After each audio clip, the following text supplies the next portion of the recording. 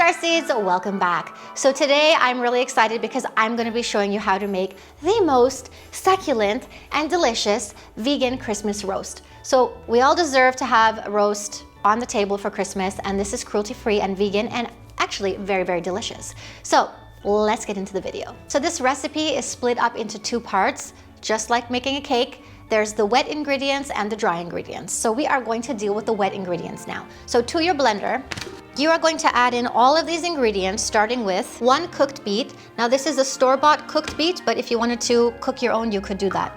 2 tablespoons of balsamic vinegar, 2 tablespoons of vegan broth, 70 grams of tomato paste, 3 tablespoons of smoked paprika, 2 tablespoons of reishi mushroom powder, 1/4 cup of red wine, 3 cloves of garlic, 2 tablespoons of miso paste, 3 tablespoons of mustard, 1 tablespoon of dried thyme and dried rosemary, 1 tablespoon plus a teaspoon of salt and 1/4 teaspoon of pepper, and 1 cup of filtered water. And lastly, 2 tablespoons of agave nectar. So the reason why there are so many ingredients in our wet ingredients is because we need to pack our roast with a lot of flavor and a lot of punch. So that's what we did here, and now all we have to do is blend all this up. Let's do it. So now that this is all smooth and creamy, we're gonna set it aside, and now we're going to deal with all of our dry ingredients. So we're gonna get all the dry ingredients into our bowl. That is 2 cups of vital wheat gluten, 7 tablespoons of all-purpose organic unbleached flour, and 4 tablespoons of chickpea flour. So I'm just gonna mix this all up with a spoon so that all the flours are combined. And now all we have to do is place the wet ingredients into the dry ingredients, just like a cake. So now what we're gonna do is, using a spoon, we are going to mix it all up until the flour absorbs all of the liquid. Okay guys, so the only tricky thing about this recipe is that you might need to add a little bit more flour if you feel like your dough is too wet. And I've made this same recipe a couple of times now. So it really depends on the humidity level in your house and other factors. So once we knead this, we will see. If we need a little bit more flour, we will add in a little bit more. So now for the fun part, we have to get in there with our hands.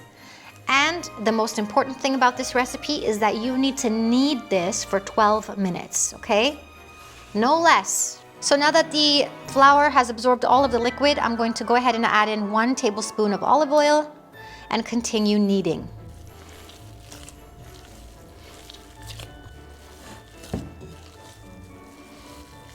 So I'm just gonna go ahead and add about 1 tablespoon of a mix of white flour and chickpea flour onto the counter. And then continue kneading. So this is the consistency of my roast. It's a little bit soft. Okay, and now what we're gonna do is roll it like this. So it's in this nice shape. And now we're gonna cover it with herbs and spices. So I've got some crushed peppercorns here. I've got some salt, some sea salt. I've got a little bit of smoked paprika, some dried rosemary, and some dried thyme.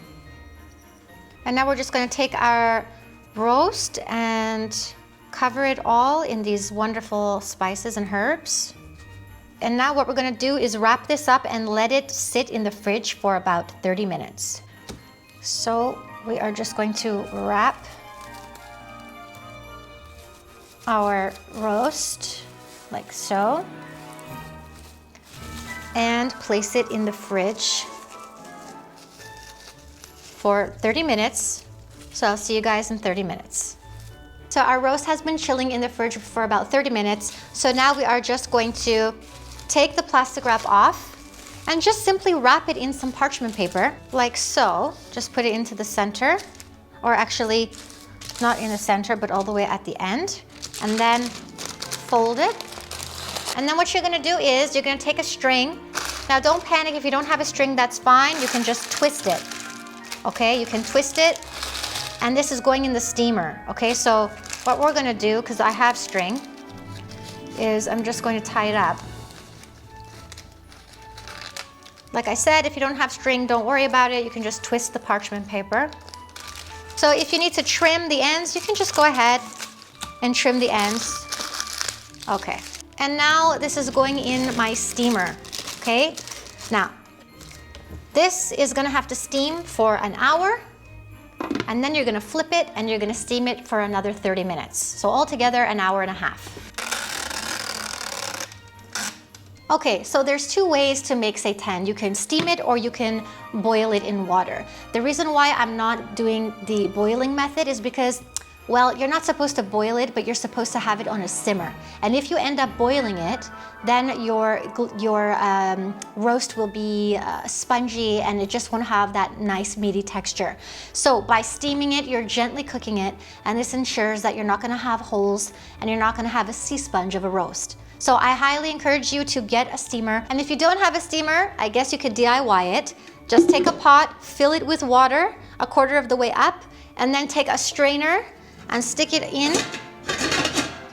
Hopefully the strainer fits nicely inside your pot, and then you're supposed to cover it with a lid, okay?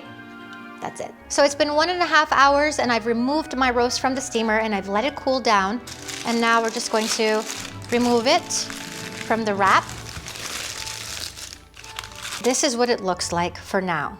So at this point, if you wanted to, you could store your roast in the fridge until Christmas Day, okay? And then you continue with the last minute preparations of the roast, which we're gonna do right now. So now we're going to sear our roast, and we're gonna start by adding in some olive oil to the pan. Add in your roast. And at this point, we're just going to put on some mustard and just brush it. Making sure you get the sides as well. And then after we fry this, I am going to top this off with the most amazing maple glaze. So we're gonna go ahead and flip it so we can coat this as well with mustard.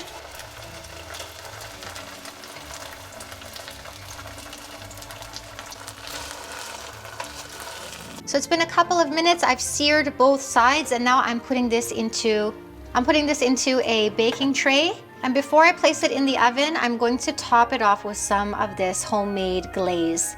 And guys, if you want the recipe for this deliciousness, I will leave it in the description below. This is amazing. So I used about half the glaze before we put it in the oven. And now once we put it in the oven and we take it out, I'm going to use the other half of the glaze. So this is going to go into the oven for about 25 minutes. So it's out of the oven and I've plated it, and now I'm just going to cut some pieces. Oh yeah. Oh my God, look how the texture is so dense. It smells delicious. I am so excited about this recipe. Guys, I'm now adding a little bit of the gravy of this maple glaze. Looks amazing, and I'm about to try this for you. Guys, it's so tender.